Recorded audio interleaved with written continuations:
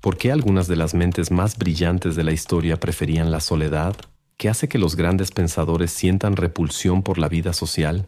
¿Y será que el aislamiento es una maldición o un privilegio reservado para los intelectualmente superiores? Arthur Schopenhauer, uno de los filósofos más pesimistas y visionarios del siglo XIX, tenía una respuesta para estas preguntas, y no era nada amable con la sociedad. Para él, el mundo estaba lleno de personas superficiales, guiadas por impulsos mezquinos, atrapadas en conversaciones triviales y distracciones banales. La genialidad, por su propia naturaleza, exigía distanciarse de este espectáculo mediocre. Como él mismo escribió, la soledad es la suerte de todos los espíritus excepcionales. Pero, ¿acaso tenía razón? ¿O este desprecio por la convivencia social es solo un síntoma de la incapacidad de conectar con los demás?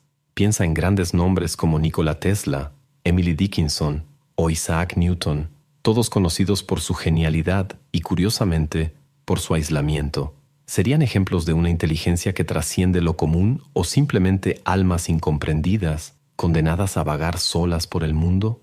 Hoy vamos a sumergirnos en las ideas de Schopenhauer para entender por qué las personas inteligentes parecen preocuparse menos por la vida social, y si esto es realmente una ventaja o solo una forma sofisticada de alienación. Ahora que ya estás reflexionando sobre el tema, pasemos al primer punto. Imagina a un genio completamente inmerso en sus propios pensamientos, perdido en teorías complejas mientras el mundo a su alrededor sigue su curso. Mientras todos están ocupados hablando sobre el clima, él está reflexionando sobre el destino de la humanidad. Mientras los demás discuten banalidades, él busca comprender la naturaleza de la existencia y, inevitablemente, se encuentra aislado. Arthur Schopenhauer creía que este distanciamiento no era una elección, sino una consecuencia inevitable de la superioridad intelectual. Según él, cuanto más se destaca una persona intelectualmente, más difícil se vuelve encontrar pares a su altura con quienes compartir ideas y sentimientos profundos. La inteligencia superior, en su visión, crea una barrera natural entre el individuo y la sociedad, pues las preocupaciones e intereses de la mayoría son radicalmente diferentes a los de aquellos que ven el mundo de una manera más amplia. Un hombre solo puede ser el mismo mientras esté solo, y si no ama la soledad, no amará la libertad, pues solo cuando está solo es realmente libre. Para Schopenhauer, la soledad no era solo una carga, sino un refugio necesario.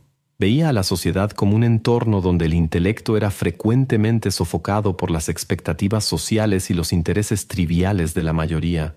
Observaba que aquellos que eran intelectualmente superiores a menudo sentían una sensación de desplazamiento al intentar interactuar con el mundo común, pues veían más allá de lo obvio y comprendían realidades que escapaban al entendimiento general.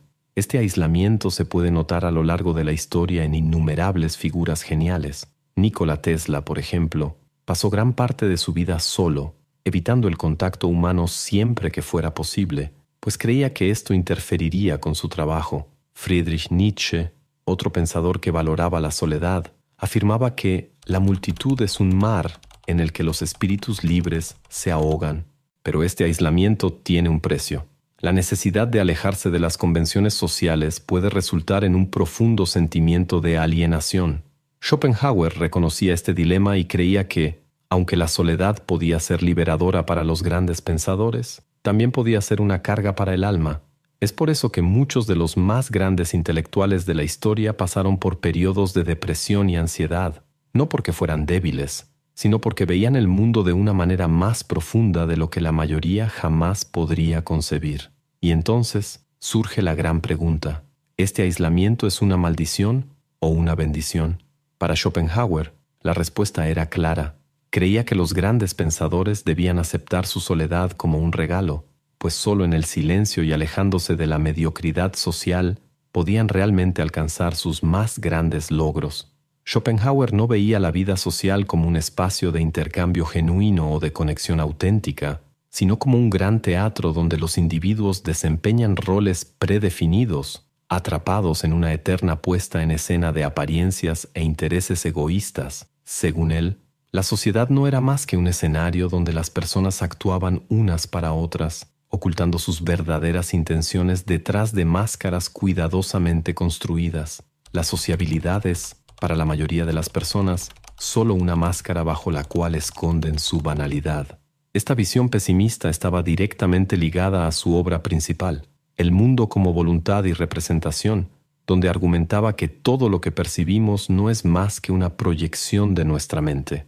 Para él, la vida social era solo una ilusión, un espectáculo que distrae a los individuos del verdadero conocimiento sobre sí mismos y sobre la naturaleza del mundo. Schopenhauer creía que la mayoría de las personas vivían atrapadas en preocupaciones triviales, estatus, chismes, pequeñas disputas por poder y reconocimiento. En su visión, el ser humano promedio era esclavo de la voluntad, un impulso ciego e irracional que gobierna nuestras acciones y nos mantiene atrapados en deseos interminables. La búsqueda de validación social no era más que un reflejo de esa voluntad incontrolable, y ahí está el problema. Mientras la mayoría de la gente estaba sumergida en esa rutina superficial, quienes tenían un intelecto más agudo lo veían todo de una manera casi cruel. Para ellos, la sociedad parecía un juego vacío, donde las interacciones difícilmente iban más allá de la superficie. Este desprecio por la vida social no era exclusivo de Schopenhauer.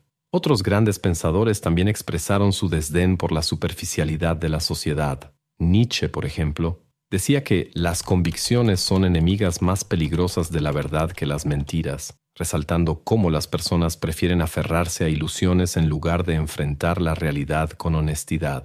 Este conflicto entre la búsqueda del conocimiento y las exigencias de la vida social creaba un abismo infranqueable entre las mentes más brillantes y el resto de la humanidad. El resultado, el aislamiento intelectual se volvía inevitable, pero hay un efecto secundario. La soledad prolongada puede llevar al desencanto, la apatía e incluso al desprecio por el mundo exterior. Schopenhauer era consciente de esto y advertía que, para aquellos que veían más allá de la ilusión social, la única alternativa era aceptar esa realidad y aprender a vivir con ella. Pero, ¿cómo se manifiesta este aislamiento en la vida cotidiana? ¿Por qué quienes son intelectualmente superiores a menudo se sienten frustrados con las interacciones sociales? En el próximo tema, exploraremos el choque entre el genio y la mediocridad y cómo esto aleja a los grandes pensadores de la vida común. Schopenhauer no se andaba con rodeos al describir su visión sobre la humanidad. Para él, la mayoría de las personas estaban guiadas por intereses superficiales y egoístas, sin ninguna inclinación hacia la contemplación o el pensamiento profundo. Esto creaba un abismo inevitable entre aquellos dotados de una inteligencia elevada y la gran masa, que él veía como distraída por trivialidades y futilidades. La mediocridad generalmente solo se reconoce a sí misma. El genio, en cambio, ve la mediocridad, pero se encuentra solo. Este aislamiento intelectual ocurre porque el pensador, por naturaleza, es alguien que busca comprender el mundo en profundidad, mientras la mayoría está preocupada por banalidades como el estatus, los chismes o el entretenimiento pasajero. El genio trata de desentrañar los misterios de la existencia, y cuando intenta compartir sus ideas, con frecuencia se encuentra con indiferencia o incomprensión. Esto explica por qué tantos grandes pensadores se sintieron frustrados con la sociedad. El propio Schopenhauer despreciaba la convivencia con la gente común, pues creía que la mediocridad de la mayoría sofocaba la genialidad de los pocos. Este pensamiento resuena en la famosa afirmación de Voltaire: el secreto para aburrir a la gente es decirles todo lo que sabes. El problema no es solo la dificultad de comunicación, sino la diferencia de intereses. El genio busca verdades universales, mientras que la mayoría busca placer y distracción. Este conflicto es inevitable. Para Schopenhauer, este desnivel intelectual hacía que la convivencia social fuera una carga para aquellos con una mente elevada. Podemos ver esta dinámica en innumerables figuras históricas. Nikola Tesla, por ejemplo, evitaba eventos sociales e interacciones triviales porque las veía como una pérdida de tiempo. Isaac Newton era conocido por su reclusión e impaciencia ante conversaciones mundanas. Y hasta Albert Einstein, uno de los científicos más celebrados de la historia, admitía que prefería la soledad a la compañía de personas que no compartieran su interés por las ideas profundas. Pero este distanciamiento de la sociedad no ocurre solo por elección del genio. Muchas veces, la misma sociedad rechaza a aquellos que piensan de manera diferente. El pensamiento innovador y fuera de lo común a menudo causa incomodidad y resistencia. Nietzsche llamó a esto resentimiento de la mediocridad. la tendencia de la gente común a despreciar y atacar aquello que no comprende o que la hace sentir inferior. Así, el genio no solo se aparta por voluntad propia, sino que también es apartado por la hostilidad del mundo que lo rodea. Esta soledad forzada puede llevar a sentimientos de alienación e incluso al desprecio por la vida social. Ante esto, surge una pregunta fundamental. Si el mundo es un lugar hostil para los grandes pensadores, ¿cómo deben enfrentar esta realidad? Schopenhauer creía que había una solución, y no estaba en tratar de encajar en la sociedad, sino en aceptar y cultivar la soledad como un refugio para el pensamiento y la contemplación. ¿La soledad es un destino o una elección? Para Schopenhauer, era ambas cosas. Veía el aislamiento como un resultado inevitable de la inteligencia superior, pero también como una oportunidad para el crecimiento intelectual y espiritual. El hombre común no puede soportar la soledad porque solo se siente bien en compañía de otros. El hombre elevado busca la soledad porque, en ella, se encuentra a sí mismo. Esta visión nos lleva a un punto esencial. La soledad no es un castigo, sino un privilegio. Ofrece al pensador la oportunidad de sumergirse en sus propias ideas sin distracciones, sin la necesidad de amoldarse a las convenciones sociales vacías que dominan la vida cotidiana. Es en ese espacio silencioso donde florece la creatividad y se profundiza la comprensión. Muchos de los más grandes pensadores, científicos y artistas de la historia hicieron de la soledad su compañera inseparable. Emily Dickinson pasó la mayor parte de su vida aislada en su hogar, dedicándose exclusivamente a la escritura. Kant era conocido por su rutina meticulosa y su desprecio por los eventos sociales. Beethoven, en su creciente sordera, encontró en el aislamiento la fuerza para crear algunas de las sinfonías más poderosas de la historia. La soledad no solo permite una mayor profundidad en el pensamiento, sino que también preserva la autenticidad del genio. Schopenhauer creía que, al involucrarse demasiado con la sociedad, la mente brillante corre el riesgo de perderse en distracciones y comprometer su claridad de visión. Esta perspectiva resuena profundamente con el concepto budista del desapego. El budismo, una de las grandes influencias filosóficas de Schopenhauer, enseña que el apego al mundo exterior y a las interacciones sociales a menudo genera sufrimiento. El verdadero crecimiento ocurre en la introspección y en el alejamiento de las ilusiones del mundo material. Sin embargo, hay un dilema en esta elección. El ser humano es, por naturaleza, un animal social. La búsqueda de pertenencia forma parte de nuestra biología, y la soledad prolongada puede generar angustia y melancolía. Incluso los más grandes pensadores, por más que valoraran el aislamiento, sufrieron por la falta de conexiones significativas. Nietzsche, por ejemplo, quien también veía la soledad como un camino hacia la grandeza, admitía que podía ser dolorosa. En Así habló Zaratustra. Describe al filósofo como un ermitaño que desciende de la montaña para compartir su sabiduría, pero se encuentra con el rechazo y la incomprensión. Este dilema es real. Alejarse de la sociedad trae libertad, pero también conlleva un peso existencial difícil de soportar. Schopenhauer, sin embargo, tenía una solución para este problema. Creía que, aunque el genio nunca pudiera encajar completamente en la sociedad, existía una manera de interactuar con el mundo sin verse afectado por su mediocridad. La adopción de un distanciamiento filosófico, una especie de neutralidad emocional que permitiera convivir con los demás sin involucrarse demasiado. Y esta estrategia nos lleva al último punto. ¿Cómo navegar por el mundo sin ser absorbidos por su superficialidad? Si tener una mente brillante significa terminar solo, ¿cómo es que los grandes pensadores logran vivir en sociedad sin sentirse asfixiados por tanta superficialidad?